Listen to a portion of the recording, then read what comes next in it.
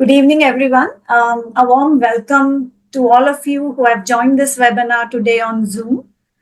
My name is Ira Joshi, and I teach early childhood education courses in the university. So today's webinar is hosted by the School of Education at Azim Premji University, where we will specifically talk about the need for professionals in early childhood care and education. The National Education Policy talks about teachers as the heart of the learning process, and rightly so. After all, they are the ones who nurture children and shape their learning and development, starting from early years all the way beyond. So, in today's webinar, we'll be talking about what it means to be a teacher, and teachers, especially that of young children. The teacher as a person and a professional. What are some skills and dispositions the teachers need to have to be able to nurture children's hearts and minds? To respond to these questions and take the webinar forward, I would like to invite my colleague, Ms. Aruna Jyoti, on the panel. A brief introduction. Aruna Jyoti is a faculty at Azim Premji University. Her areas of interest include early childhood education, teacher professional development, and assessment. Her career in education spans more than 3 decades. She started off as a school teacher, and she has taught in 2 of the Krishnamurti Foundation schools, as well as leading IB schools in India. After several years of teaching, she moved to be a part of the Azim Premji Foundation, where she was instrumental in starting and setting up of the first 6 Azim Premji schools in India. And now she teaches, she's at the university and she teaches courses in early childhood education and teacher professional development. Welcome, Aruna, on the panel. Thank you. Thank you. Since you come from this vast experience, of being with young children, teaching young children, and now that you are teaching courses to students as well as working professionals in the space, I'd like you to respond to the question that do you think that we need more skilled ECE professionals now more than ever what we needed? So I'd like to invite you to take this forward. Yeah, thanks, Sarah. So before even I get into, hello everyone, good evening.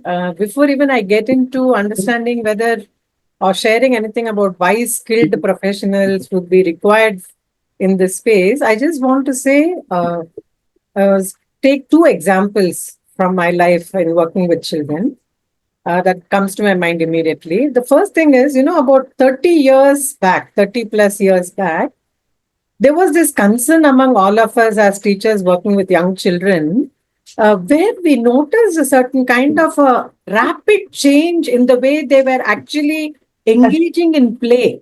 And children take up anything and everything to play with, right? There is no restriction to it. So this was something about as simple as using a stick. It was a huge campus, lots of twigs and sticks would fall off the tree and they would pick it up and play with it. And we noticed how the change in the sense, typically children would take a stick or a twig and draw in the sand or drag it and run with it, or use it as a stick to show as if they are imitating their grandmothers, grandfathers, like old people. Then slowly we started noticing a shift because I'm also referring to movies like Star Wars and all that, which came where, this using this whole thing of a lightsaber was a huge thing, and children started using it like that and started fighting. This was in 75, 78, if I remember right. And then slowly we also started seeing children using sticks actually as guns. So this is to say how the trend of was changing, more so because children's exposure to things was also changing. And it really meant for us to understand what is happening to children because of the change in the society. That is one example I want to give. Along with it, another thing, because we are also referring to what it means to have professionals. Another example is where I think it was an upper kindergarten child. who used a four-letter word, and very generously, at the drop of a hat, he would use a four-letter word. And all the teachers started panicking, wondering why the child is using this word. They went to the coordinator, complained, saying this child is using four-letter word. We should really address all the lady very, casually, she just came, very experienced person. She came and she just talked to the child, my dear, what is this? Why are you using? Because see, we have in our heads that the four-letter word should not be used. But we don't even know why the child was using it, right? So she was wanting to first find out that from that child. So she said, what is it? What does it mean? What does this word mean to you? A little bit of a conversation happened. And the child actually said, oh, you people don't know what it means. Actually, when you drop a frisbee, you say, oh, and the F letter word. So it shows very clearly how children are seeing what is happening around them and using. And we as adults, and especially as teachers, whatever, need to be able to use our discretion to understand uh, where the child is coming from, what is happening around them. So these are the two things which really makes me think, what does it mean for us to be professionals? We'll go into it a little deeper because we need to also understand what does profession mean, to understand what does it mean to be a professional, right? So I just started off with these two examples to say how times are changing. Therefore, children's way of engaging with things are changing. And increasingly, perhaps it also calls for us to be a little professional in the way of handling children also, right? So I'm just setting the ground for it because I would like to really invite Ms. Nandini Rammohan, who is with us, because Nandini Rammohan is somebody who had set up a very well-known pre-primary school in Bangalore called Magic Puddles, right? And she comes with over 25 years of experience, mostly as a teacher. And this pre-primary Magic Puddle School was also set up on semi-Montessori lines. Okay. But now she is part of the core group which runs the alternate school called Ohana, which is in Kengeri, Bangalore. And most of her life has been spent as a teacher. And she has extensively experimented with art and play integration in teaching pre-primary school subjects, right? And she believes in integrated approach where various subjects come together, like English and understanding ourselves through stories and, weaving in all the art and craft, theater, using songs. So that's the kind of rich experience with which Nandini comes. So, Nandini, I would like to also ask you, you set up this Magic Puddles pre-primary school 2 decades ago. So, what did it mean for you at that time? What I meant by what did it mean is, who were the people whom you recruited? What is it that you were looking for, right? And do you think the space is changing and increased the need for professionals in that sense is required, right? So your thoughts would be interesting to know, Nandini. Yes, Aruna. Thank you for that. It's a very interesting question, actually. It was really a long time ago when we set it up. Magic Puddles was set up by Ravi and Vijichari.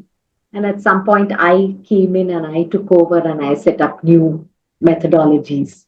And, about 15, 20 years ago, there wasn't, there were very far and few people who were educated in this field as a teacher for pre-primary, because pre-primary was not looked at as, it was like a play school.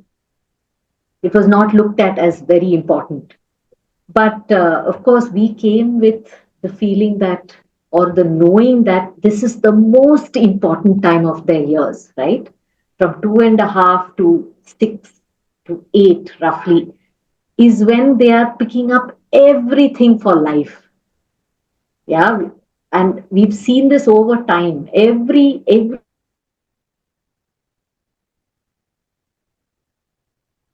I think her frame was no? Network issue. You're not able to hear me? Now we got you back. I think you froze. Oh. Network was there. Yeah, We yeah. got you back. So so these are the ages where the foundation is built. So it was the most important time, and how we would go about recruiting teachers, uh, for the semi Montessori, where the system is partially Montessori, partially traditional methods, and partially open methods. We needed somebody who is very sensitive and sensing of children. It was very difficult to put a template and say, oh, okay, be this way. Uh, and typically, we had housewives who would come to us saying that, we want to do something constructive. Or there were professionals, like software professionals who would say that, okay, I've had enough and let me take a break because they've had children. And they would say, look, I want to teach. Either they would come, or there were a few teachers who had this nursery training, some NTT kind of program, diplomas that they would have done, uh, which is not a very comprehensive diploma, depending on where it was given from in those days. Okay. And what we would look Sweetheart. what we would look for is a person who is firstly very passionate to be with this child age group. Yeah, they had to really want to be there. The other is that they had to have patience. Yeah, things like English, math, numeracy, literacy could be easily taught by us.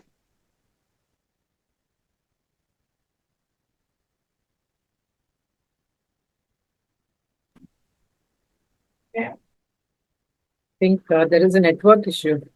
Yeah, we lost you for a bit, Nandini. Oh, Yeah, you continue. yeah. So we were constantly looking for people with the ability to engage and connect with children through different methods, not just through English and math, but through art, craft, play. Being sensitive to their needs is what we needed them to have. Their social behavior, what kind of values they would give. So we really looked for somebody who was open, very, very, very open minded. And then we would train them in the various things by just saying, you be here with us in this environment while we teach, you watch us and learn. And it was a slow process of learning. But over the years, we could see that the needs of the children became more. Children came from all kinds of families which were breaking down, and we felt that there is a need to constantly teach the teacher. So it would be so nice if they understood the needs of this age group. This age group is such a complex age group. And if one understands the needs of this age group and comes, then it is so much easier to teach. Why should a teacher, why should a teacher be patient? Yeah. A child has done something very bad, for instance. Throwing tantrums is a common thing for this age group. And for the teacher to understand why the child is throwing the tantrum. So we have to observe and watch. Know why he or she is doing it constantly. And the second is that we don't accept tantrums.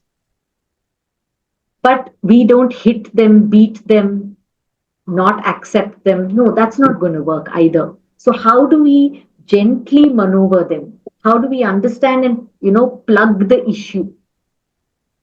So we needed highly perceptive people who have, understood the psychology of this age group, literally. Right. No, but Nandini, in that sense, would you say then is it so related to gender in the sense, do we feel that somewhere only women are capable and that is why you see women coming into all these, especially this area for taking care of young children, working with young children? What are your thoughts on that? I mean, typically there were only women who came.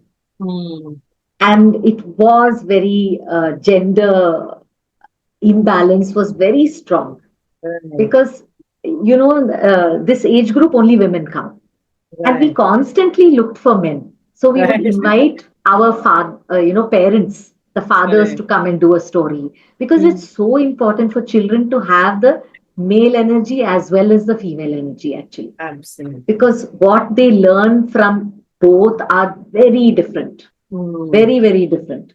Yeah. So that very physical energy that the children had would get very easily addressed by men, Mm. very naturally, in fact. So Yeah. we would constantly try and invite, but then in those days, I'm very happy to see that there are so many men today who are Yeah. joining courses, who are here on this little Yeah. webinar. Yeah, that's what actually triggered my question also, because I could see a lot of men today joining the webinar. And in that sense, I also feel that we are fortunate that many universities are nowadays offering, programs and diplomas related to early childhood education. And even at our Azim Premji University, if you see, we do offer PG diplomas in early childhood education. And in the School of Education, we are also starting a 80 credit program from July, in early childhood care and education. And also happy to say that we have our, one of the first, I mean, we've earlier had a male member teaching early childhood education course. Now we have with us Uma Maheshwar Jagina, who just joined us yesterday as a faculty of the university. But he has been in the Azim Premji Foundation at large for many years, almost 12 to 13 years in the foundation. But he's been in the field of education. सबसे file पांच बजे तक Can the It's in others India stay on mute, International please? Center, CP में. Yeah, sorry. Yeah, so Uma has been in the education sector, like you and me, for about 2 decades, and for 12 years, very specific to early childhood education. And he has held various roles in Azim Premji Foundation, for curriculum development and assessments, mentoring, leadership, and program management. And he specializes in enhancing the quality of early childhood care and education in Anganwadi centers, through program development and implementation. So he's been very instrumental also in transforming ECCE programs in Puducherry and capacity building of such people in a couple of other states as well. So I would like to invite Uma here to share his thoughts, since he comes with vast experience, not necessarily directly so much of teaching, but having worked in this vast area of ECCE. So, Uma, so what are, I mean, Uma Maheshwar, we fondly call him as Uma, right? So, Uma, what are your thoughts on uh, somebody being a professional in this early childhood education space? Is it only for teaching, or what is the scope of this whole area of ECC itself? Yeah, hi. Am I audible? Yes. Thank you. Good evening, all. Arunaji, before jumping into this question, I just want to add one point. Because one of the audience also posed that question is like some example of men versus women, what make difference. Yeah. You see, I still remember our earlier days of early childhood education and foundation. It's way back 12 years back. We were a 16-member team initially, later 24. 80% are men in our group. And we have no clue about this, but we practiced hands-on directly with the children and teachers almost 1.5 years to 2 years. Then we get uh, what we say, the complete dispositional change in our perspective, perception, as Nandini is also mentioned. There must be some perceptional thing need to be done who want to work with the children.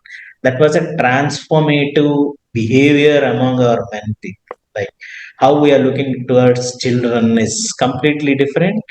Even our own children, most of our team members are also have the same age group. So they tried everything with their own kids at home and then in the field. So that is how we were learned, and our empathy patience, and also what the young child required to cope up with.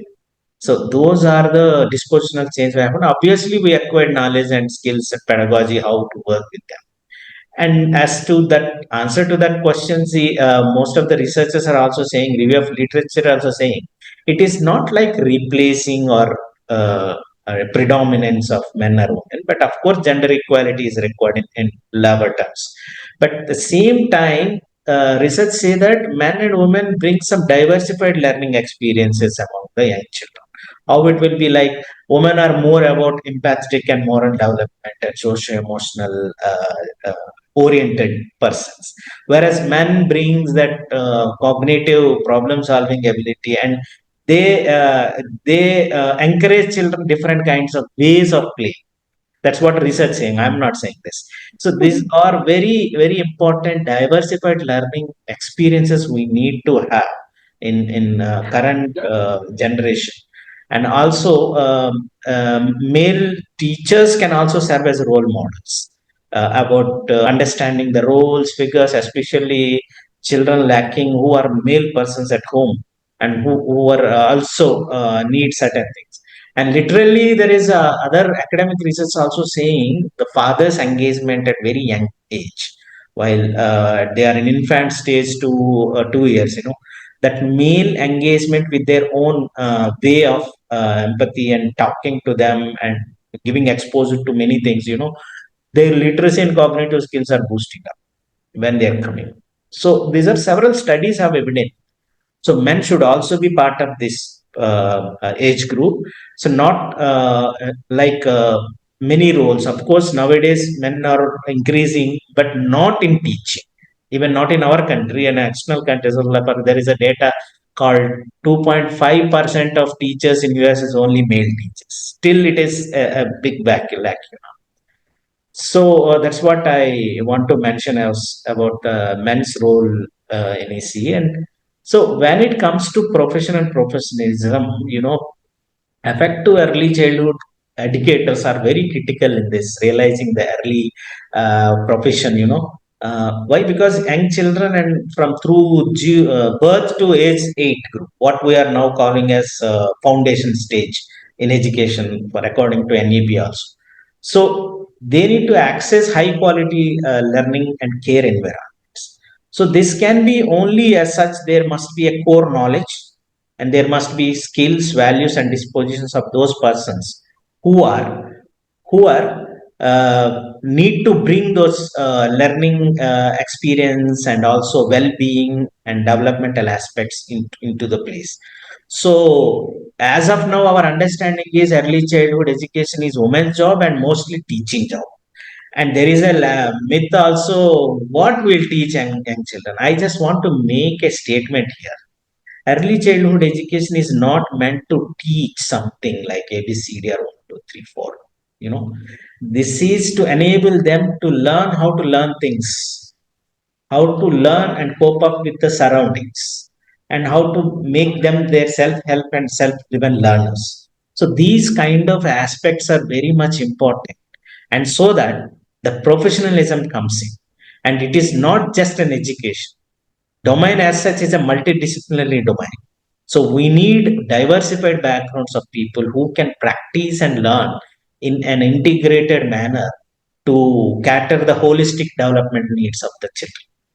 So there are several roles and professions in this domain beyond teaching. I want to say, see, teachers are just directly engaging with the children. To enable them, there are several roles. Who will prepare those teachers? There must be certain teacher educators, and there must be a certain curriculum plan and schedule in place. So we have curriculum and pedagogy roles, and monitoring, evaluation, and assessment kind of roles, training and capacity building roles, and also working with the communities and parental education roles, and moreover the leadership and management of the program roles. There are several diversified roles based on their interest and skills and attitudes, and we need such kind of holistic integrated course So we don't have such things. We earlier we used to have, and now also they are continuing, like home science colleges or community based colleges. They are offering child development as an option, with along with other allied subjects, but not as a core aspect of knowledge, skills, dispositions which cater the needs of young children. What I said, curriculum development. Who has done this course should be evolved as a curriculum developer, and also pedagogy specialist, or an assessment and evaluation specialist, or maybe a program management specialist. Because nowadays, in the context of NEP and foundation stage curriculum framework in place, there are several organizations are coming to work in this space in several states also, but there are no professionals as such from core knowledge of early childhood. Who are there currently working now is also from different kinds of backgrounds. Even engineering background people are coming into this domain. I have my own colleagues, two of them are engineering background, but it needs hands-on practice again. It's not just course. As said, they need to work, and that means the course should also have a sound background, enough time for practical, so that they can practice with children, they can practice with the teachers, they can practice with the program managers, so that they can cater for the government agencies, cater for the NGO sectors, and also cater for the standalone private school sector as well. If we say, where are these professionals who are the now more predominantly in this profession, or like in public system we have Anganwadi system. Everybody knows that. But what would be the qualification of Anganwadi teacher? Earlier, before around 70s, 80s, anyone who are from the local women from the village can be literate, no qualification. Sixth class, seventh class pass also become an Anganwadi teacher. And later it was formalized into 10th class. But recent document from the Ministry of Women and Child Saksham Anganwadi program, they are existing 12 plus. 12th pass women should be the teacher. But this is also not enough because their preparation is inadequate. So why NEP is also suggesting at least 6 months of certification course is required.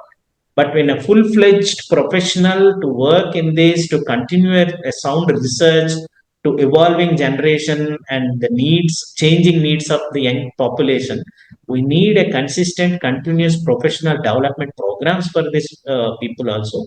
And we should also have such practitioners who can continue this research and profession. So it needs a sound course where most of the universities are not offering this. And बहुत दूर की बात है.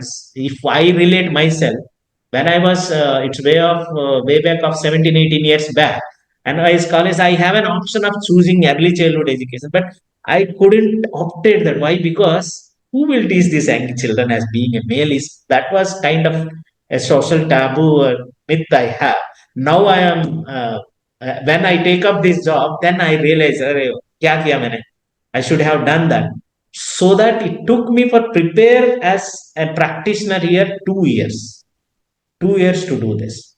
So there are several roles, professional aspects are involved in this domain, and it is very vast also. But we are very narrowly understood this domain that it's just anybody can teach young children. Yeah, and I'm glad you came to this topic of anybody can teach. I think that is the main problem of teaching in general in our country, that anybody, I mean, that's the last option. First, you choose all this engineering, lawyer, doctor, and if you are a failure there, then you come and apply for teaching. And if you are a failure in that, then you come to early childhood education, because early childhood education is about what is there? It's about teaching 1, 2, 3 and ABC. So I think, I mean, I'm looking at it as, so when you say that, people need to have knowledge, the importance of becoming a professional also means understanding what profession is all about. No, it has to have a certain set of knowledge. We have to have some ethics. There are some values to, and there are some standards to meet, right? All this is required. And when I say body of knowledge, I think, people who are working with children, it is not just about teaching ABCD 1, 2, 3. It is actually about knowing what is child development all about. How do children learn? And, what are the values that we need to bring So I think that this doing these courses, qualifying oneself, because literature, like you said, literature says very clearly that you need to qualify yourself, because it is through these qualifications that you really understand yourself for the beliefs that you hold and the values that you bring.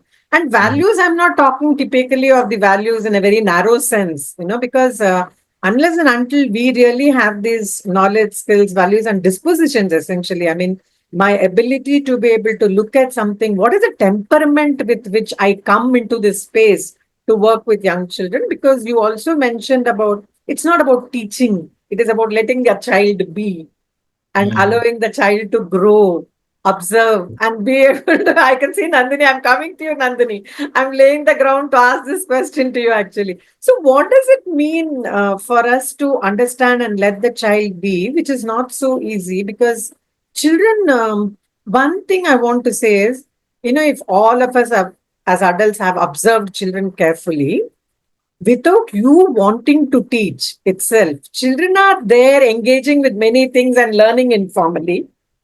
And I think if we have observed carefully, and I'm sure all of us who are in this very clearly believe that much before coming to school itself, children are learned and come with a whole lot of their own set of thinking, ideas, all that. So we are only formalizing it. And unfortunately, in the name of formalizing it, we are only teaching 1, 2, 3 in ABCD, whereas there is a whole lot of other things, right? So, Nandini, sorry, I'm laying this long, ground to ask you essentially. So, what do you mean by, people need to have certain values? They need to be sensitive while working with children. You also use the word patience. Because to me, no, Nandini, if I really know how children will be and what will they be given their age or whatever, I think it's very natural for them to behave the way they are. Why would I even need patience? You get what I'm saying, Nandini? You're on mute.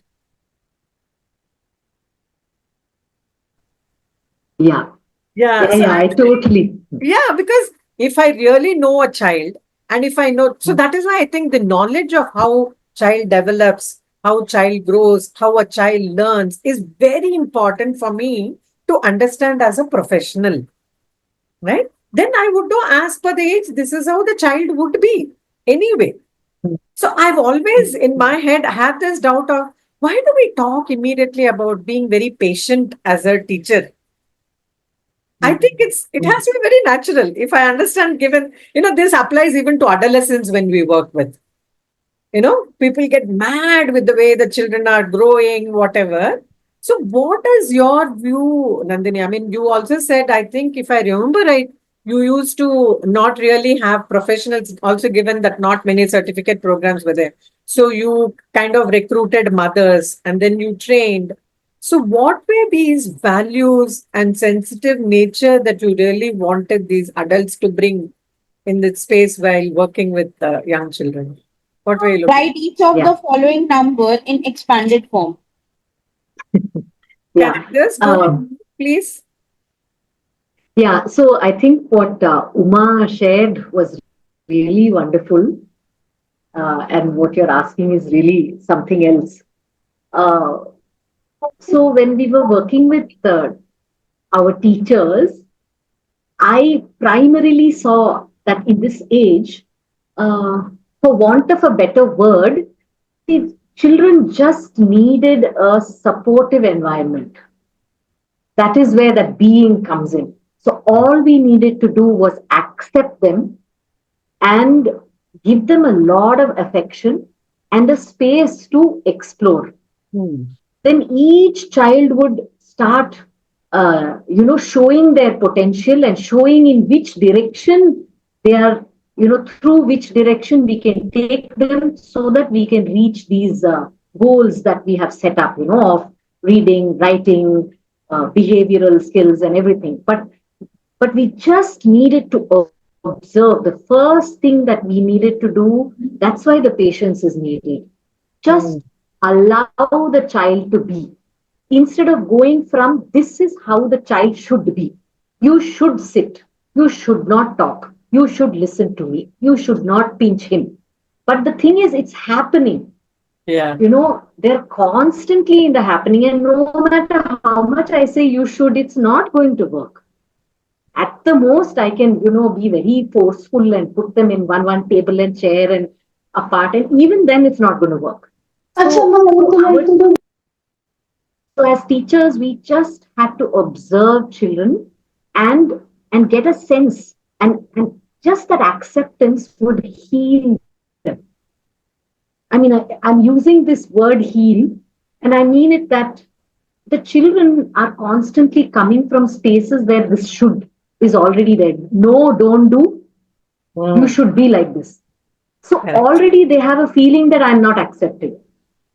Correct. So all our space in Magic Puddles was just it's a space where I'm just holding them. I, as in our team, Yeah. I was just holding them. So we would allow them to play. We would allow them to work with material. There were some children who would just, would want to only paint or only run. There was one child, for instance, who just didn't talk. For a whole year he didn't talk, and he stood outside the door and he would look in from the window. And we told the parents, look, don't worry. There are some children who take time to settle. It's okay. Yeah. And he would look in from there, and the moment we saw him, he would go back. Right. The moment we called him, he would not talk to us. So and then slowly he came in, and then he would just draw with red color. So we just observed. We didn't say, no, use all colors, do this, do that. No, none of that would work. So we just allowed him to be and let it happen for a year, because we could afford it. He was still only 3 years of age, We didn't have to worry that, this child is not learning. What will happen to him? And so on. So as a result, I'm going to sorry. No, say that. Yeah. I'll just finish with this one child. As a result, in about a year and a half, he started talking all by himself. And the moment he could start talking, we couldn't stop him. Right. And similarly, his growth in this drawing, writing, coloring with red, eventually by the time he was 5, he normalized. And until then, we had to not judge him. Correct. We had to say it's okay to just take color red. So I think the child needed that much time and space, no? Right? Yes, so Nandini, absolutely. my question is, sorry, I think Uma wants to ask something. Yeah, Uma. No, I just want to add Nandini's point. See, all children that we don't have any clue what kind of backgrounds they are coming from at home. Like some may be single parents, some may be neglected, some may be abused, some may be, even big family backgrounds. They are at a different tempos and they can't tell everything what they need and see. Their language and adaptation is completely different. We don't have any clue. It doesn't mean that I am an experienced teacher so that I can easily handle young children. Every batch of young children are different, unique. They come with different needs and also skills. So it is always better what the teacher as an observant and go along with them to understand their mood and all. So it is not necessarily they are coming for education. It is like we need to work on that socio-emotional aspect very first. When they are very ready, when they are cared, when they are accepted, when they are supported, then they are open up to take in something. They participate, they can also engage. Even a high active child also some days may be very silent. We don't know what happened at his friend or with their own peer group. So these are all not easy that a teacher should work on a template based or work on with a certain syllabus based kind of thing. So teacher, they themselves will be very proficient to understand children ongoing process while and when they are engaging. They need to evolve their own strategy to care of these goals and objectives will be fine. But the way of engaging children, they need a skilled, highly competent and also an empathetic teacher. Yeah. And a qualified teacher. So that Obviously. no, I'm glad that this is all getting connected in some sense because, and I quite like the way both of you brought in this whole aspect related to patience. Because Yeah. most of the time we think patience means, I need to be patient with the child. Actually, the patience to give space and time to the child, allowing him to grow or her to grow at a certain pace, which is of their comfort. Because I think we push the children so much in the name of wanting them to achieve certain things. Therefore, I think, it is not just mere qualification, which is, of course, required because it is proven that, with the qualifications, you also learn to understand because the knowledge in terms of how children grow and develop, all that as you're gaining. But my point is, Nandini, when you were able to do all these things, when at a time period when not many courses were available, now too everybody is talking, it's a buzzword. Early childhood education is a buzzword, and many people are getting into this space as well, right? So, my question is, do you think, okay, because I'm also talking about some 30 years back plus kind of an experience where not many things were there, not much was talked about in terms of qualifying yourself to become an ECC professional. But do you think by qualifying yourself, becoming a professional, perhaps we are learning to, we are analyzing the child too much rather than actually feeling for the child? What do you think, Nandini? What are your thoughts on that? Yeah, that's a very valid point, Aruna. Because now, having run Magic Puddles and now we've shifted to Ohana, which is a larger school, but still we have the pre-primary and the younger ages, and there are more qualified teachers. And I can see on the one hand, qualification gives them knowledge of the psychology, developmental stages, all the needed requirements. But it's so true that then we get stuck with words. We get stuck with analyzing the child and, oh, this child is ADHD, this child is we have all these names, and putting those names are so dangerous because then the child actually becomes whatever you label the child as. Or my own analysis then stops me from discovering something because like Uma and you both are saying, we have to be this is a hotbed. This age group, when we work with, it's a hotbed. So I have to be always aware about the child and what he or she needs. No matter how much I know, no matter how much experience I have, I will also come up with a dead end. There'll be a child and I don't know how to handle. No matter what I do, it's not working. So I have to be able to discover and feel the child, and that's the only way I can discover. If I go into analysis and I go that way, it's not going to allow me to get a sense of that child. So there For has to be a instance, balance. Knowledge is important, but there has to be a balance between how we are using that knowledge to work with the child. Because if we lose the feel and touch with the child for who or what he or she is, I think then we are not. Absolutely. Yeah. Because absolutely. For instance, we had a child, a quick example I'll give. We had a child who was hitting a lot, who was biting a lot. And then when we spoke to the parents, they said, no, he's absolutely fine and he does nothing at home. It was so hard for them to accept. But slowly they started opening up and said that, look, he does these things at home also. And he had delayed milestones. So we realized, we started connecting, and we said, okay, perhaps, he's not able to communicate what he is seeking, what he wants. So he is, trying to gain attention through these methods. So he went for certain therapy. We did work differently. Then slowly, as that child started to be able to use his words, he stopped many of these behaviors. So it's not enough to just know, we because he was talking, it's not like he didn't talk. like the other child. He was able to talk, and yet he was not able to express his thoughts and feelings at that moment. And he would become frustrated and he would take it out uh, on anybody. He was taking it out on parents, on children.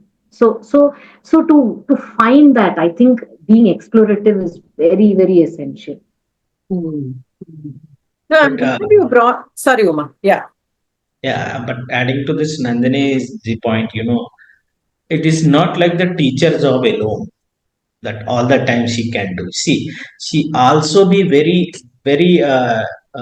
open to work with the parents, to well informed and timely. It's like a partnership between the parent and teacher by handling this kind of children. It is to work at both ends. So that how many of early childhood educators are aware of this? So how to work with the parents and inform them, and what is their role at home to that supportive environment creating. The supportive environment is not just like giving access to the toys or materials and vibrant, colorful classroom, isn't it? Right? Supportive environment is intrapersonal relationship between the kid and the adult. The interactions, the way they are attachment, and also giving opportunity to them to speak or accepting their own thing. So these kind of supportive environment is also necessary at home. So the so-called early child educators should also know this importance. So that they also need to be trained how to work with the parents and how to work with the community. And along with this knowledge, skills, competencies, this is also one of the competency that we need to consider. Sure. I'm glad you raised this because I think, qualifying oneself as a professional would mean how to collaborate, how to cooperate and work, alongside the parent. Because we need to understand, I mean, if I were to show it like a triangle, the child is on top, the parents and the teachers are in line. So we are working towards the well-being of the child. So we have to collaborate with each other and we need to be able to come together and not really look at, being on the opposite end of the tables, whatever. So I think it's a very important point that you brought out. It's not just with the child, also to be able to work with parents. And Nandini, to your point of, what it means to be sensitive to child and we are quick to label children. So I remember, the reason I also asked about qualifying oneself to be a professional versus feeling for the child and working. What I was trying to also understand, we used to write qualitative reports for child in those days. And that was a time we never even used to give a grade, all qualitative remarks only. And we had to handwrite it. There was no computer, nothing, all handwritten kind of reports for the child, which would run 2 pages. Because we also felt the younger the child, more you need to be able to articulate in the way how the child is actually progressing in many areas and not just give one liner to say the child has achieved or not achieved. So therefore, the kind of words we had to choose and be very careful to not label, because I think it connects to the point of where we said given the child should be given time and space to work, right? Also shows that the child is actually in the process of learning. Aren't we all in some sense in the process of learning? Who can ever claim to have learned everything at any point? And imagine a very young child who's actually getting initiated into the formal space and whose expectation it is. Actually, the classrooms are created by us as adults, by the system at large, right? And we are bringing the child into this space and expecting the child to perform in a certain way where the the tests and the kind of assessments we want to do of the child is something which we have created. Now, it is so unfair, it seems to me, that we are not recognizing that children will take their own time to settle down into this space. We seem to be in a hurry, but actually the child is not in a hurry. And I seriously feel that, all of it really calls for us to, therefore, the feeling of it for the child, and at the same time being able to do these courses, whatever, to develop yourself professionally should go together. It is not one versus the other. So you qualify yourself to actually understand the child better, and in the process understand yourself better, so that you will know how to work with the child. Uh, because I think not only in India, of course, in India, especially now with NEP and NCF, FS all coming on, there is a lot of ECCE is the buzzword now.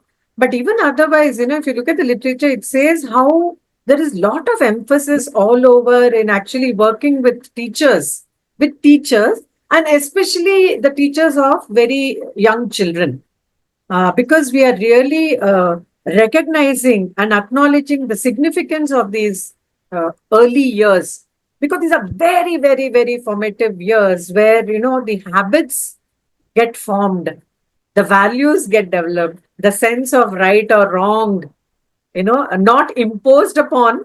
So therefore, I think our own knowledge, skills, values, dispositions, the temperaments that we come with, the expectations that we come with, I think all of it needs to be considered, and a balanced approach to be able to work with children, right? I think that's very important.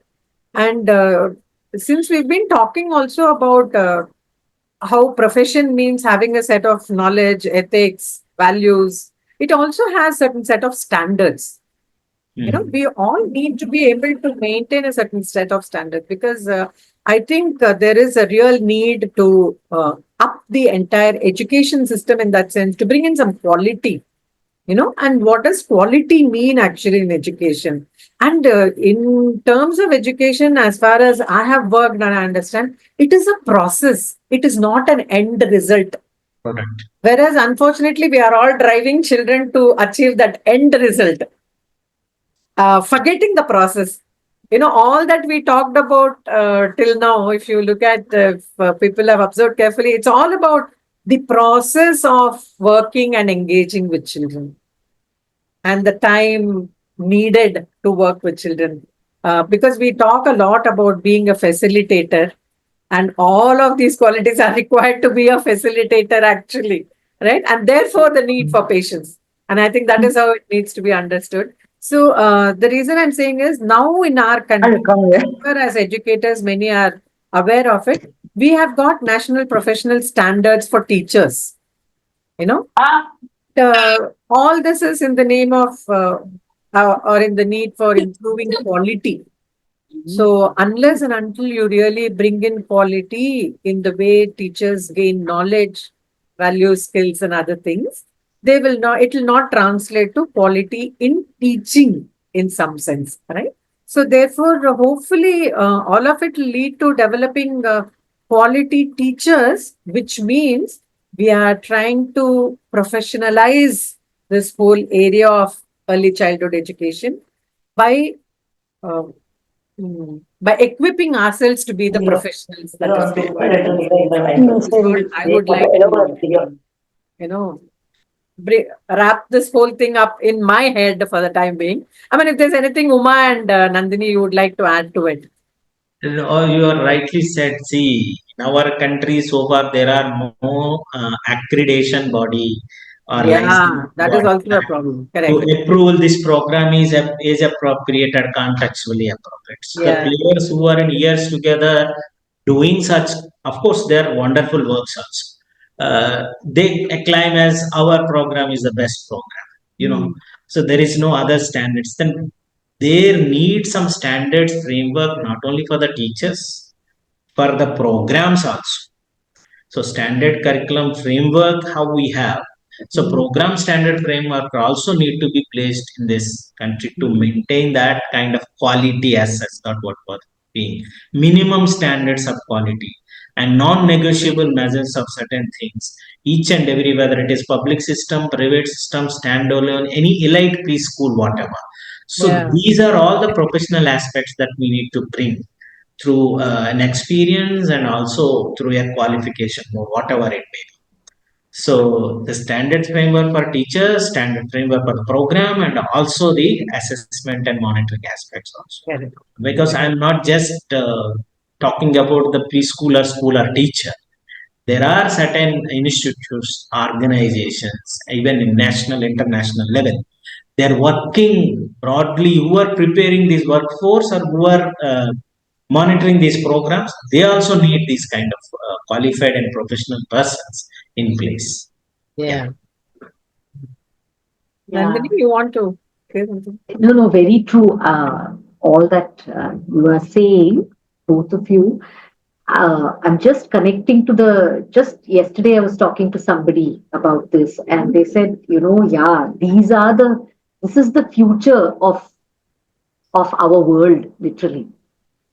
These little ones that we are creating and helping with. So really, no matter what, what are we teaching? How are we teaching? I think each individual has to be very, very always questioning, always wondering, because our systems are falling in place, and I think today there are wonderful places you can study this, Yeah. and yet each of the people who are here and who would like to make a difference, I think you should always be questioning, aware, watching, uh, and wondering, what is it that I'm putting into the child?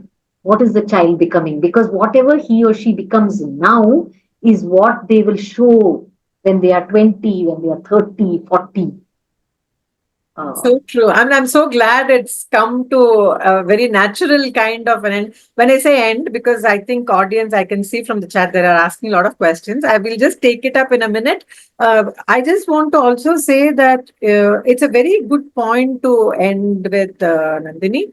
I think as ECE professionals, we also need to have a wider and futuristic vision of what are we working with children for. That's the reason I said, it is not the immediate of school readiness in terms of being ready for class 1, class 2 with the just the academic kind. What you are sowing now, the seed that are sown now is what will bear fruit later. So in that sense, what is the values and dispositions we are leaving the children with to become the future citizens? I think we need to be able to widen our horizon of thinking as professionals. And I think that is, so in that sense, in my head, we have a tremendous responsibility as teachers of young children, and not those who are working with exam badge. You get what I'm saying? Because to be able to do well in the exams later is a habit that you are setting. When I say habit, not to write an exam, but habit to embrace education, like schooling, like learning. The child has to learn to love to read. The child has to develop interest in reading. The child has to develop happiness to be able to come to school, be with people, read, write. So if that joy is not set in now, then how much ever we break our head over the child when the child is in 10th, I don't think will work. So it then neatly ties up with the aims of education that one needs to really keep in mind. What are the larger aims of education? Nowhere in aims of education we would say, teach the child 1, 2, 3 and prepare him for class 1. It doesn't really, aims are not written that way. So I think, yeah. So with that, maybe we should take up some questions from the audience. Ira, would you help us with that? Yeah, sure. Thanks. I mean, it was so fascinating to see the three of you with all your experience working with children in the sector, talk with such passion, with such commitment, giving us real examples from the field, the dilemmas you've gone through.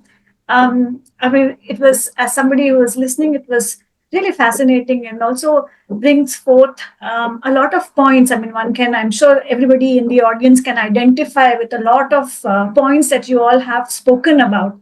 The chat box has certain questions. We'll also read out these questions. But in the meantime, I would also encourage everybody else who wants to ask a question to any one of the panelists or all the speakers.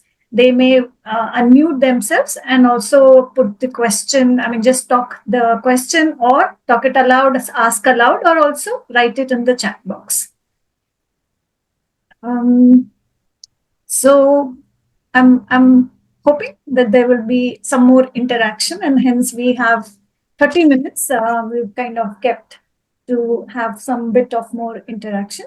Meanwhile, I'll read out one of the questions that came on the chat. So the question by Mahalakshmi is, how do we bring into parity the amount of expectation and personalization dedicated to each child by a ECE professional? And with the very dismal pay, lack of respect by stakeholders, lack of self-respect by teachers themselves, which in a way mirrors the society, and the society's image of them. Wow. So, any one of you or all of you may want to. Nandini, you want to say?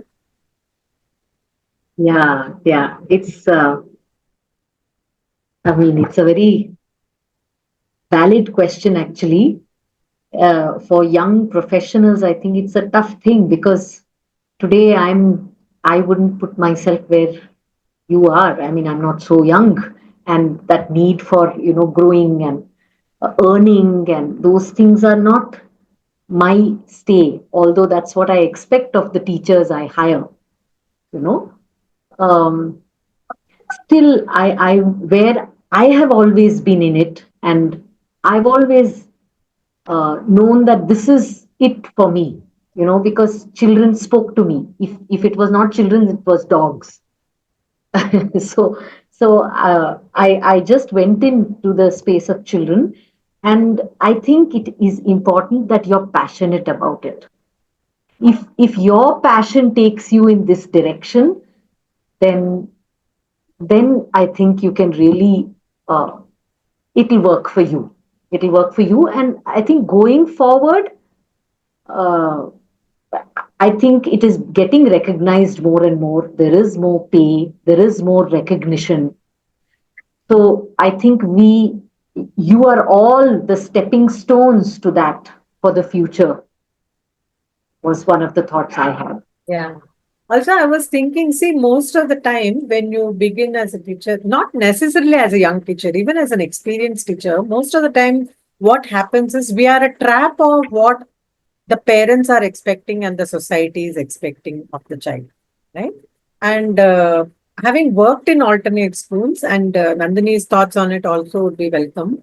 It's not like alternate schools are without pressure. Huh? The reason I'm saying this is, see, um, majority of the time, we all as teachers work thinking that we need to convince the parents of something, of what you stand for, what you believe in, what the school is about, whatever, right?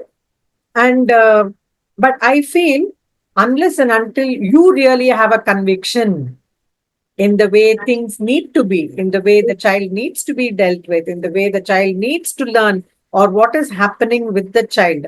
Let's say, for example, the child is not keeping up, whatever it means, with the pace of the class.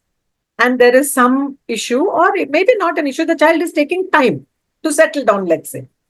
But the parents are anxious. Yeah. And you as a teacher, young teacher especially, are also equally anxious because you feel it's a reflection on you that the child is not learning, right? So you are eager to convince the parent, no, no, no, I'm doing that, I'm doing this, you do that, you do this, you try this at home, you give him homework, that you do this, all that. You're bombarding the child with more, when in reality, actually, the child will only withdraw more. Yeah, because it's becoming overwhelming for the child. Actually, the child needs that space. So you need to really be having a belief for yourself. It's not about trying to convince the other person, but you need to truly be seeing it for yourself that if I work this way, the child will open up eventually. It's just that I need to be able to give time. So I think that's the difference I have always seen that, if I, to the extent I don't believe in something, I am constantly in conflict with everything else around, whatever it may be. It applies to the larger life also, not just in the scope of we as professionals or teachers or whatever. Yeah, I don't know if it answers your question, Mahalakshmi, but that's how each one of us need to figure out also, is what I would say. Yeah. Thanks, Nandini and Aruna. We have a hand raised by Sri Lekha. Sri Lekha, do you want to just unmute yourself? Hi, Ira. Hi. Thank you, Nandini, Umashankar, and Aruna ma'am for all the points that you shared, very valid points. Nandini brought out a point at the very start saying physical energy gets naturally addressed by men. So I wanted a little more light on that. I'm not very clear with that point. Thank you. Yeah, so I think Uma also mentioned later on was that, see, women come with certain energy and men come with a slightly different energy. That energy that they come with to the children take on people's energies and their needs, and children are high energy people actually. We are trying to dumb them down by saying, calm down. But this is not the age for calming down. This is the age for actually climbing trees and running, and which is very natural to boys and men. And a lot of girls, it's not like it's not so. But women, when we come to women who are already into, the way we are in the society, we are less so energetic. I would all the time try to bring in that energy. In fact, I would jump around with children, dance, make them climb things, run. So they need, I would make them sort of hold hands and make them climb on me and do a somersault. So those things are very natural to men typically. That in Kannada there is a phrase "huli muddu."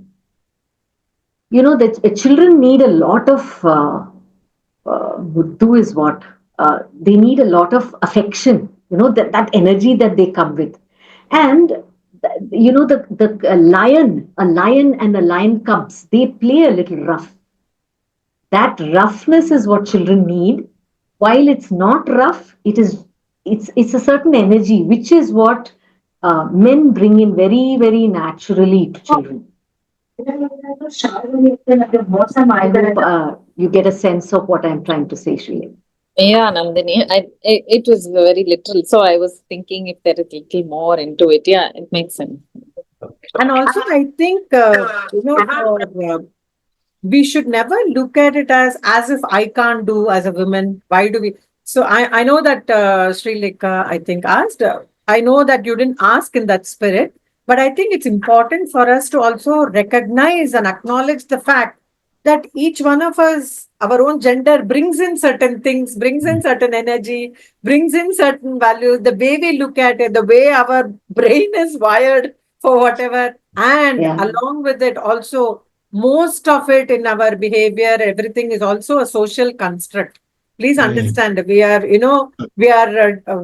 developing boys in a certain way. We are allowing certain things for boys. We are allowing certain things for girls, not allowing certain things for boys, not allowing certain things for girls. So all this is something which we do it very naturally, not realizing that this is all a social construct. I have also been constructed that way from the society that I've come, and I'm preparing future also that way.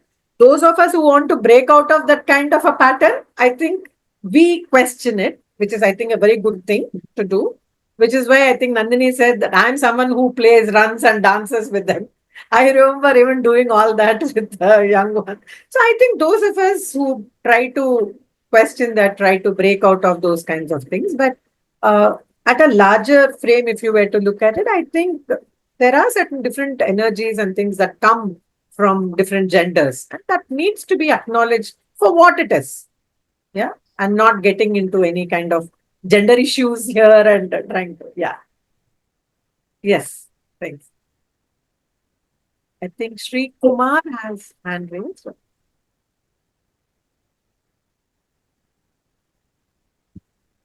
Hello. Can you hear? Yes. Yes. What I felt is that when we discuss about early education, what is most important is the kind of experience that the child gets from the classroom. As we are all told that the early learning, that age 3 3 to 8 years, whatever that age. I would say it is from the womb to the 8 years of age. That is the time when the brain growth is the highest. So that after that, nothing happens. So then only the neuronal connections have to be strengthened. So that neuronal connections can be strengthened only through experiences. So when you are asking the child to conform to something, then expecting them to achieve this kind of milestone at each stage, and parents are also putting that pressure. Where is the child getting that experience? We are not exposing them to different experiences. So we had some interactions with psychiatrists and others in the last so many months. And so what the feeling we get is that the children are not getting any kind of new learning experience. They are going through the same format, and we expect all the child to go through the same thing. So I think that is something which needs to be integrated into a system, that there should be some good learning, different learning experiences. And I don't know whether that is there already in the ECCE curriculum that is being implemented in Asim Premji and other universities. So I just wanted to know from you. Sure. Thanks, Mr. Srikumar, for bringing that up. So what does it mean actually to provide experience for a child is also something we need to understand. I'll just give you an example. This was in one of these schools in a remote area where I think Nandini touched upon a little bit, but to take it a little further, this child had the habit of taking away all the crayons, pencils, and small whatever erasers and putting it in her bag and taking it home. Okay, so obviously the word we all use is the child is stealing things from the class and taking it away. All right. So now, how do you tell a child? Because there could be hundreds of reasons why the child is taking it home. Either she doesn't have it, that's an immediate conclusion, or she wants to have all these things to show it to her mother, saying these are the things I use it, or maybe her mother doesn't buy things for her. I mean, there are various ways one can. So instead, we were looking at how do we create the classroom in such a way that, everybody gets an opportunity to take something from their home, something from their school or classroom, take it for a day, show it to their parents, and they can do what they want with it. Huh? So take it to their house, show it to the parent, and then bring it back the next day. So we created this kind of an atmosphere in the classroom so that, we are trying to make the child understand that what you take also has to come back to the classroom, because when you come back to the classroom the next day, you are only going to use it. But if you take it home and leave it there, right, then the loss is yours in some sense. So if you give so much of gyan, the child won't understand. And the point is also to wean the child away from it without labeling her, saying that she's stealing things, and without other children jumping to conclusion that this, if anything goes missing, it is, Aruna who has done it. You get what I'm saying? So, I'm just saying it's not so easy to understand what it means to create these learning experiences, which is most fundamental and which is really required to work with children, because they are actually at that stage of learning, so they really don't know whether they can take things away from class or not. So that is why I said, when we are setting up schools, classrooms for learning, it is a setup by us. When I say by us, by the system. And we have all accepted the system and we are running the system. All right. So now how to bring in that different kind of thinking which is required as we move on to understanding more about these young children. I think it calls for that kind of understanding. Yeah. So it was not meant to directly answer as much as to share some thoughts on what you had said. Aruna, may I? Yeah, sure. Sri Kumar has mentioned one point, and I think I have read some random question also, like why you are losing joy of learning nowadays, and why children are not feeling they are learning or something. See, children are natural house of curious, but how best that we are nurturing that curiosity, since that home itself we are outrightly not encouraging them to question. No. We are not answer. We are not able to have that patience to answer their questions what they are, Right. and that environment. And when there is a custodial closed environment in a school, like who are not a well informed teacher and are not supportive environment, they are not allowed to question also. What they are prepared for listen or do something what was instructed.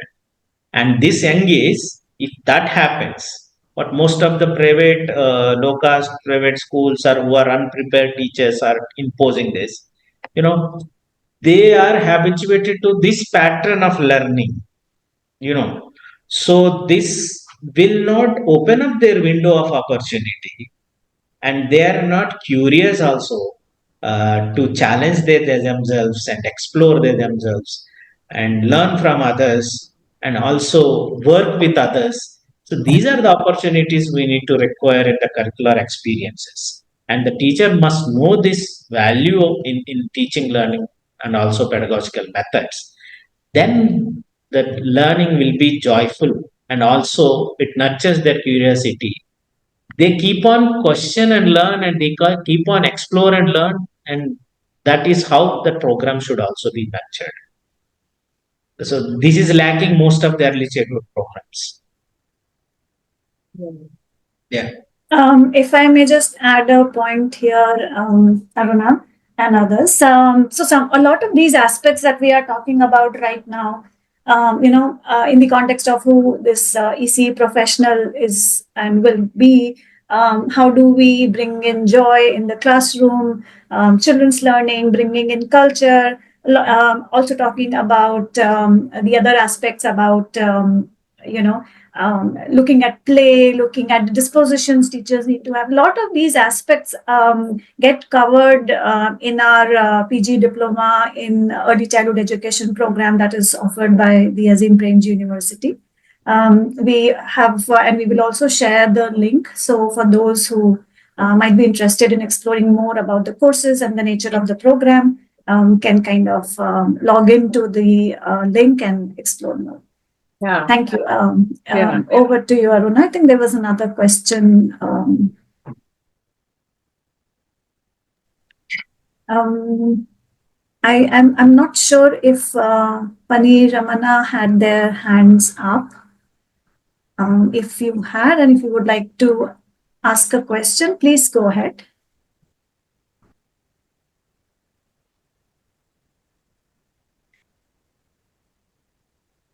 There's one question in the chat box.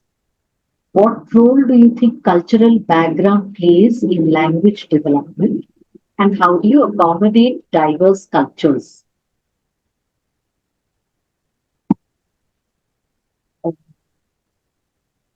Well, if I were to try and answer that, I would say that, look, in our spaces, being in Bangalore, we have a minimum of three to four South Indian languages at least, and a bit of Hindi. And the first thing we would encourage is to speak in all these languages. So our ayahs speak in Kannada, some of them speak in Tamil. A few of us speak in Kannada, or there's one person who speaks Malayalam. And of course, a little smattering of Hindi is there. So we would speak in all these languages. So every teacher would be a little shocked, oh, we are supposed to speak English. We have to teach children English. And we'd say, no, you speak in all these languages. First thing is for everybody, every child to get comfortable in their language, that we are okay to talk in these languages. So in Ohana now, we have children conversing in Kannada by themselves, conversing in Tamil, conversing in a bit of Hindi. So that is naturally happening. That itself gives a cultural background, and okay. Otherwise, we are always trying to negate our own cultural background, and we're trying to say, learn English, speak only this. That's one way we've tackled it. The other is we actually invite parents to come and share about the festivals We invite them to come into a short storytelling session. We ourselves do stories from different cultural backgrounds. We look at, when we look at EVS as a subject, we bring in how a story is from somewhere and what kind of food do those people cook, what do they talk, what do they wear. So we bring in and share those things from, and we make it personal. Each child one day brings in or talks about it. Uh, so these are some of the ways we keep our own cultures alive.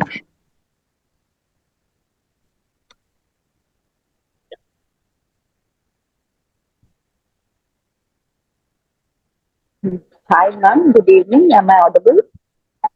Yes, please go ahead. Yeah. Yes. So my question is, as Arna ma'am said, the quality of education means it's a process. It's not just an end point where we have to show the results. So I have a child in my class who needs a lot of time because he's not yet settled. But the child's parent is not that patient. He needs that result. He's comparing with others. So my question is how to handle those parents. How should we convey that they need some time to settle? They will be ready to learn. We are not just preparing the child for grade 1 or grade 2, but the parent wants, though they know uh, though they know that these are the crucial years where they learn more than the what we say, not just ABCDs or 1 to 3s. There are so many things that they have to learn, socializing or motor skills, all these things. But the parent is not ready to accept that. So how should I educate that parent? I mean, how should I tell them to wait until the child is ready by themselves? I hope my question is clear. So you're saying the child is taking time and the parents are not ready to wait. Yes, Essentially, essentially that's yes, what. yes, Right? yes, yes. Yeah, very difficult. So I don't have a ready-made answer for this. Okay. So that is why I said I don't think I will begin by trying to convince the parents first, because I really need to understand what is happening to the child. You know, is Mm. the developmental milestones all fine? This is not to say that there is something wrong with the child. The child may be taking time for various reasons. Okay, it is not appealing to him, it is not interesting to him, it is not making meaning to him. See, most of the time children learn, we are teaching children very mechanically, and actually children, or any one of us for that matter, if we observe ourselves very closely, we start learning things very fast when it starts making meaning for us. To the extent things are not making meaning, it becomes abstract.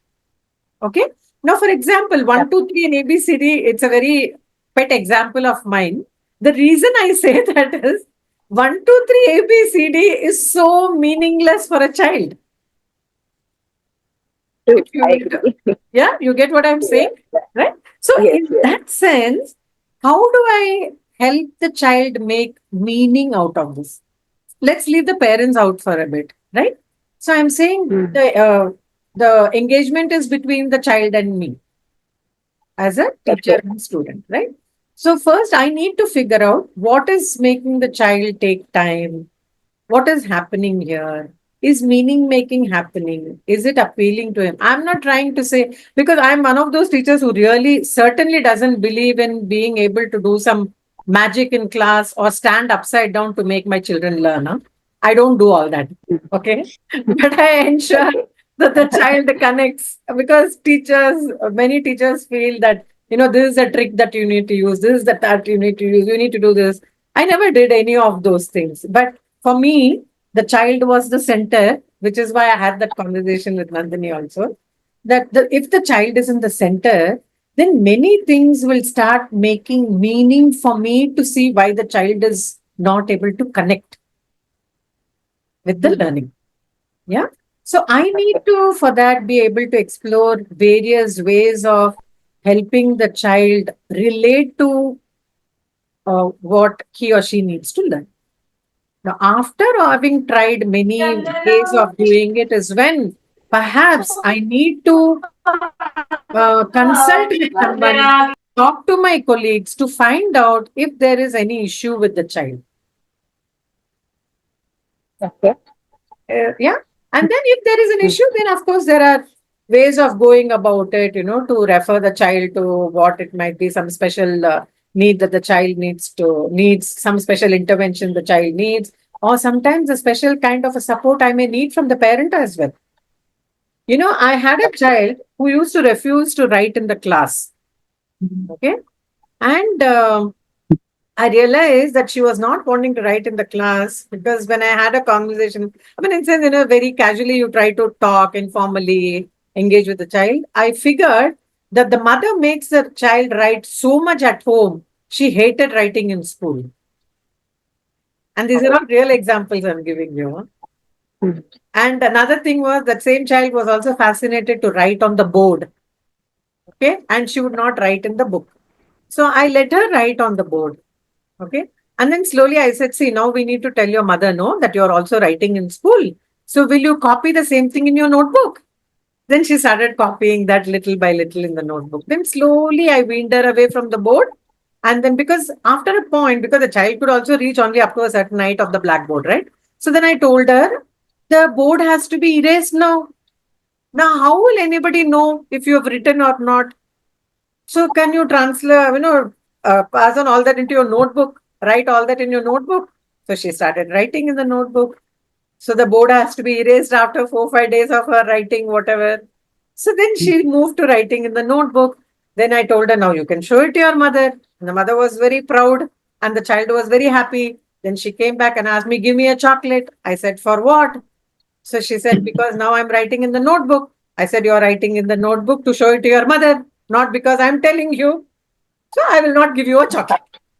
You get what I'm saying? I didn't give her a chocolate. Yes. I said, I'm sorry. I will not give you a chocolate. So this is what I meant by I never did anything to kind of, this extrinsic kind of motivation somehow has never worked for, but when I say never worked for me, I never believed in that. So this is what I meant by to what extent are we actually convinced about how children should learn, what we need to work with, why children take time. To the extent we are not having a conviction in that, I think it'll be a different, very difficult, journey. Very, very interesting example. No, there is a catch in your example. Why should a child will ask a chocolate after finishing the task? Yeah. Maybe this will be the pattern at home, no? Yes, absolutely. They are doing for an external motivation or a token of this motivation, not as intrinsically it comes from them. Yes. Then this is the thing, though we need to do some parental interviews also. What is happening to them? So there may be the clue also to work on. So that's what I meant to say, collaborative work at both ends. So it is also the part of assessment of the child. Parental interviews are very, very important data. So not just the teacher alone observations are working together. So the parents need to be open up what they are doing with the child, how much time they are giving to them, and what kind of interactions they have. So these are very, very important clues that to work on, actually. Yeah.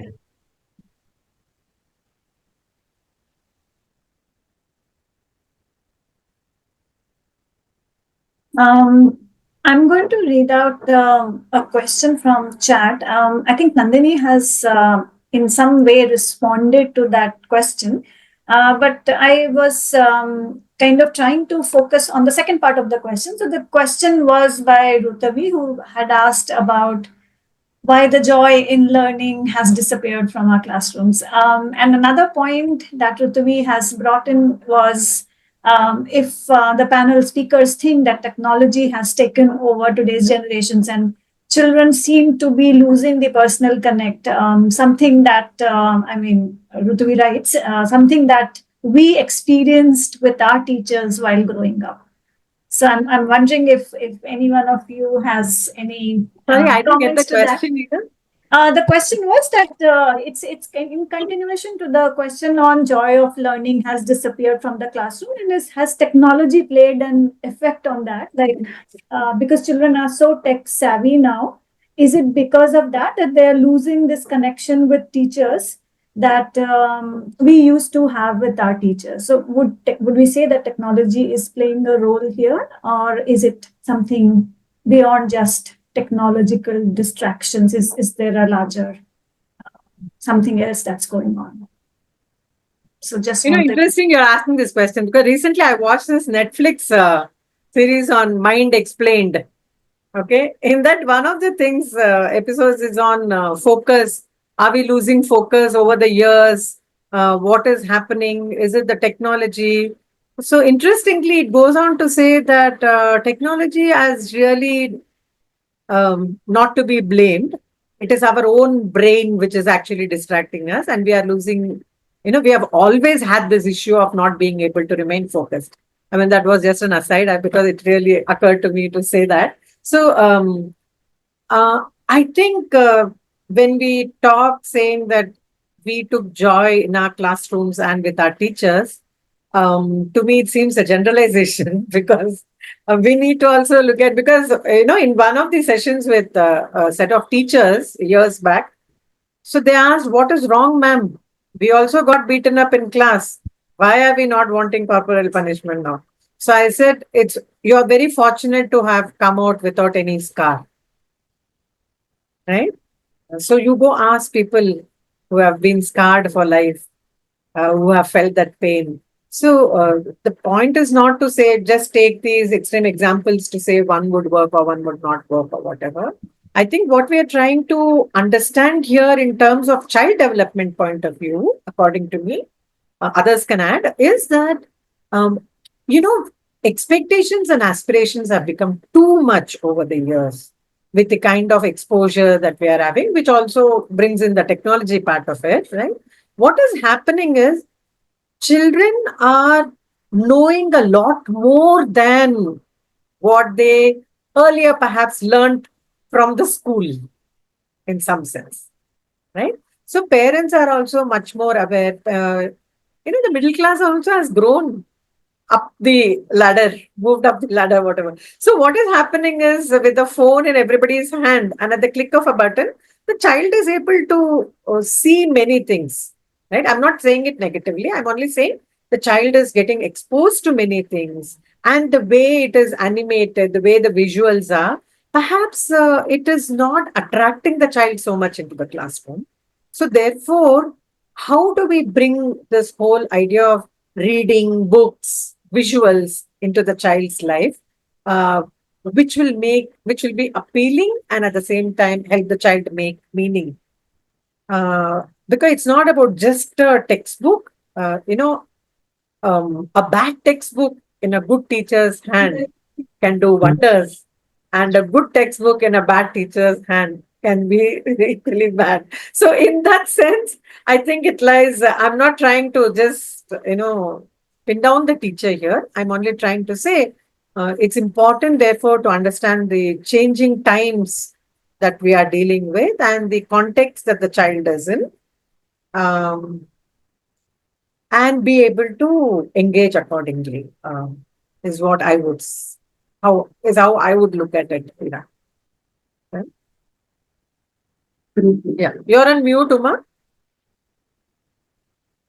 There is an interesting thing, play is one aspect. Everybody knows play is very important, but how the play organized, who are the participants in the play, what are the things involved in play matters a lot. See, nowadays play is also happening in digital media on tabs and phones, and they're more addicted because it is a, a programmed thing that it caught the child attention and all. See, when in our olden days, toys are not automated. Toys are sedentary, or they are very motionless also most of the time. So that is a very simple toy, but our play is very complex. That means we imagine something, we characterize something, we put some social role, and interactions also very rich, and who are again a participant in the play, other players. That is how highly engaged all sensorial perception of play is.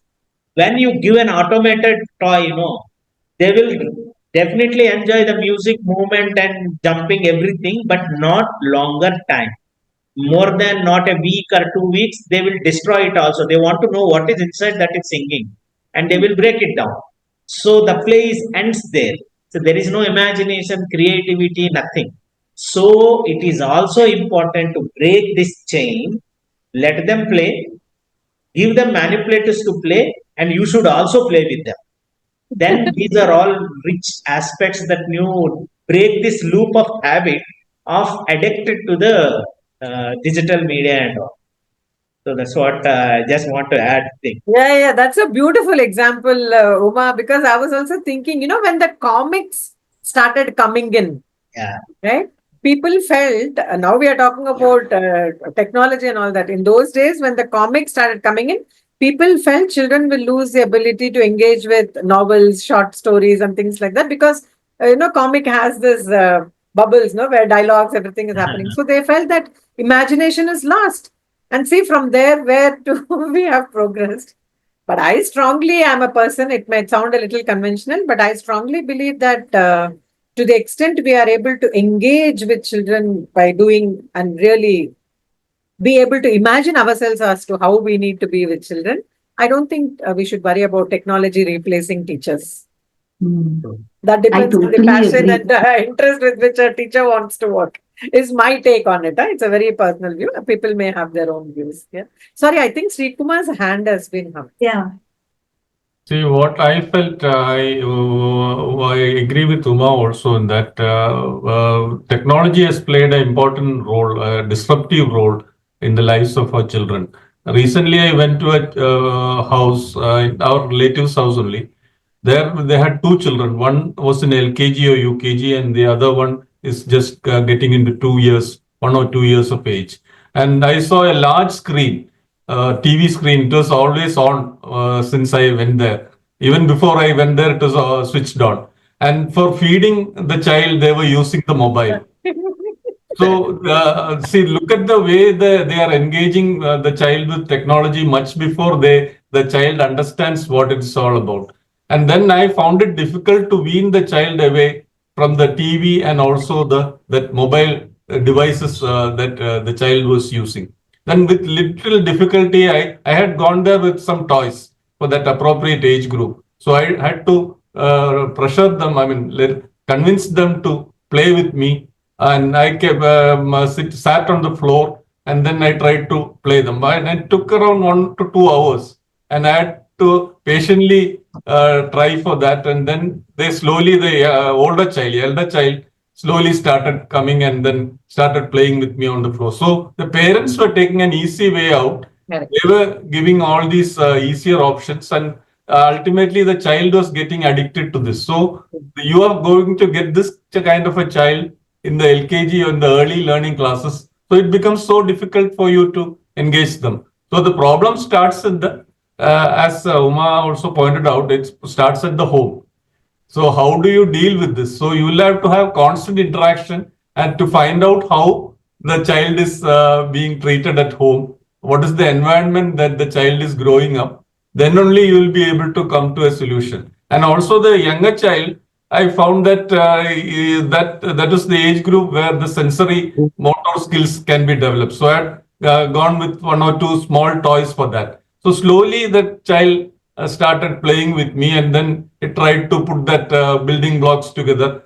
So the parents have to take that effort. So once they don't take that effort and switch on the TV and these give these gadgets, then these things won't develop on their own. That's what I felt from my observations. Yeah, So, the easy way out is the most important. So more than children, I think as adults, we are also getting carried away by technology, no? And giving it to child. No, the problem is you are going to get children who are exposed to this, and then you without understanding this, if you are trying to put the blame on the child, then it will not work. Absolutely. That's Child what is never a problem, Mrs. Singh. It's only the adults. I strongly believe in that. Child is never to blame. While all of this is happening and it's quite dangerous, the beauty of this age group is that they are desperately need to physically experience the world. That is in the hands of the teachers. Yeah. So they want, so if you turn a story into a small play, a little puppet that they made, simple thing, nothing great, a little song, a dance, move, play with the things that you said, sensorial, immediately they come, they will expand. That is something that teachers can really work on, because that need is sitting there at that age. They want to touch things, they want to make things. So, but of course, the technology will always, they'll get very quickly, when they can't make something very quickly, they'll feel, oh, I can't make something fancy. That may happen, but still we can do a lot even now. Murphy. Yeah, it's important point, Nandini, because if I'm going to replicate in my school what the society is doing to the child and expecting of the child, then what is my purpose of setting up educational institutions is a larger question that we all need to ask. And what am I doing as a teacher? Anyway, the child will say, why can't I do it? So then you're defeating the purpose, right? It doesn't seem to make sense. So therefore, if you really understand, so it comes back to the question of, times are changing, but then increasingly it also calls for a need of professionals. So professionals means to be able to understand all these things and how to engage with the child. I think that is where the challenge lies. It's not about just merely acquiring some qualifications or enrolling in some kind of a program. To be able to have your takeaways from these courses wherever you join, because higher education institutions are increasingly realizing the need to work in this area, completely professionalize this whole area of teaching, and especially early years. So I think it's important to recognize that I'm not here to replicate everything. And we don't forget the value. When I say value, not in a very limited and narrow sense, I'm saying how we were able to stretch our imaginations, like the way Uma was trying to say, through very simple toys that we had. And what's wrong with that? And see the value in that. And to be able to give that to the child in my school and not feel the pressure of the society or parents or whatever. I think, we can go on, and there is so much to talk about it. And yes, I'm just going to take one, thread from what you were saying, Aruna, because we are also running past time. So in some way, we'll also want to wrap it up. So taking that one thread about how higher education institutes are offering professional development programs, like I mentioned before, so the university offers various programs for working professionals. We currently have 3 postgraduate diploma programs in education offered by the School of Education. The first one is in early childhood education, which I've already spoken about in the previous part of the session webinar today. We also have one on inclusive education. And the third one is on teaching children with learning disabilities. The links have been posted on the chat box. And so anybody interested can browse through these links for more information. With that note, I think we would like to kind of conclude this session. I would like to thank all the 3 panel speakers for, like I said, talking about this area so passionately. It clearly reflects your commitment to early childhood education. So thank you for being here and sharing these insights with us. I'm sure everybody would have a lot to take back. The specific examples, the nuanced examples that you all, and also the questions, some of the questions that you spoke about. I would also like to thank all the participants who joined us for this webinar today, despite being a Friday evening, and a long extended weekend for some of us. So thank you for being here, and I hope that we continue to have these kind of interactions in this forum or other forums on some of these important aspects concerning early childhood care and education in India. So thank you all very much. With that, I would like to say bye-bye, and we will continue to be in touch. Thank Thank you. you. Thank you, everyone. Thank you. Thank you very much. Thank you, everyone. Have a good Thanks for your weekend. patience. Thank you. Thank Thank you. you all. Thank you. Bye.